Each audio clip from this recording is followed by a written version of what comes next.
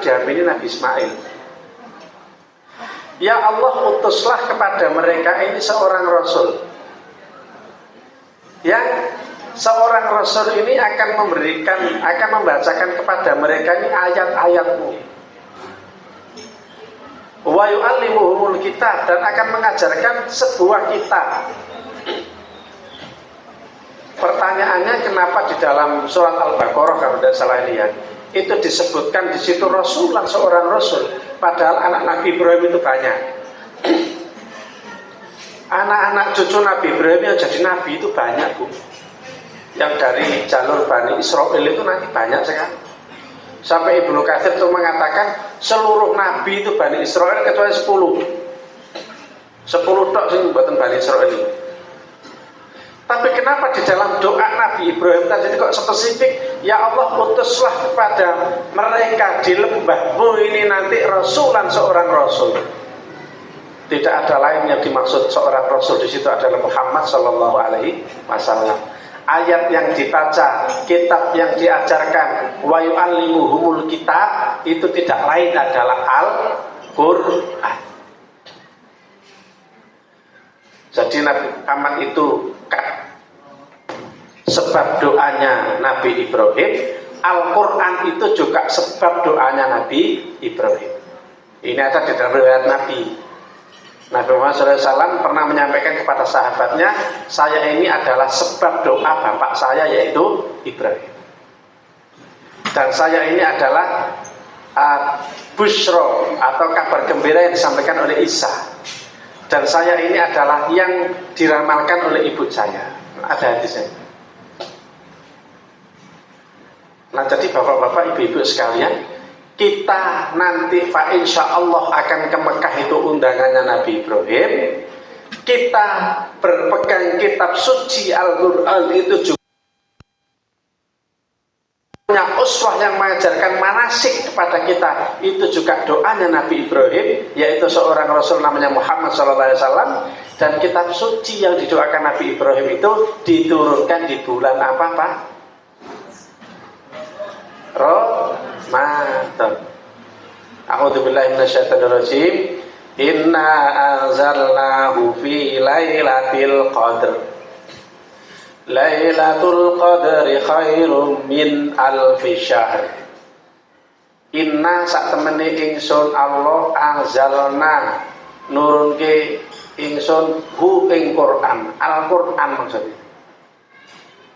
Kami menurunkan Al-Quran pada malam Lailatul Qadar. Lailatul Qadar itu ada di bulan apa, Bu? Ramadan. Di dalam hadis disebutkan bahwa Lailatul Qadar itu yang paling sering muncul di malam ganjil dan di asrul awakhir atau 10 akhir. Pertanyaannya, kenapa nanti malam 17 disebut nuzulul Quran dan diperingati sebagai peringatan turunnya Al-Quran? Nanti malam pengajian nuzulul Quran apa, Bu? Lana pun khatam. Ahlan wa sahlan.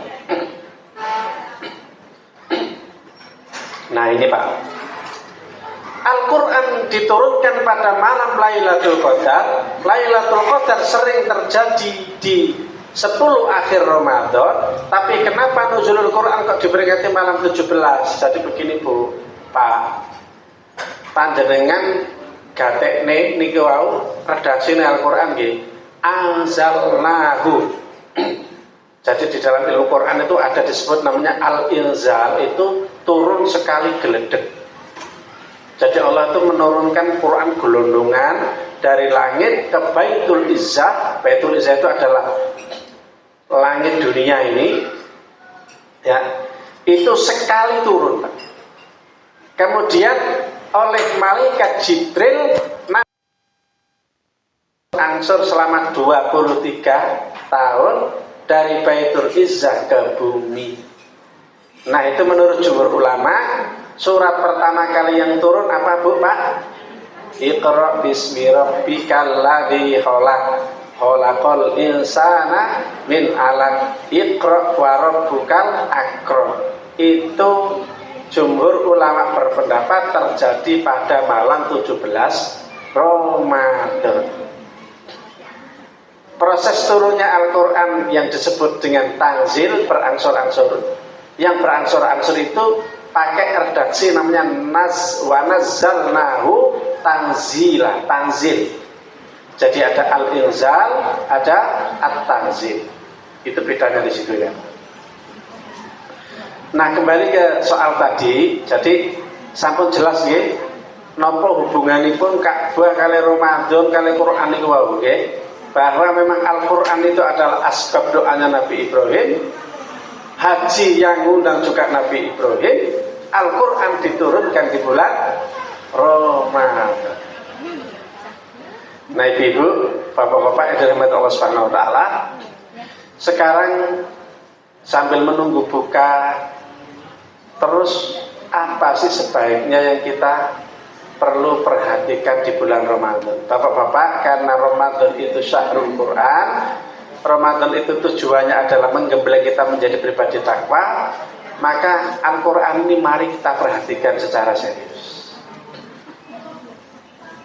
Karena tidak ada di dunia ini uji sehebat Al-Quran. Al-Quran itu dari zaman Nabi Muhammad sampai sekarang itu tidak berubah. Satu huruf saja tidak berubah, titik saja tidak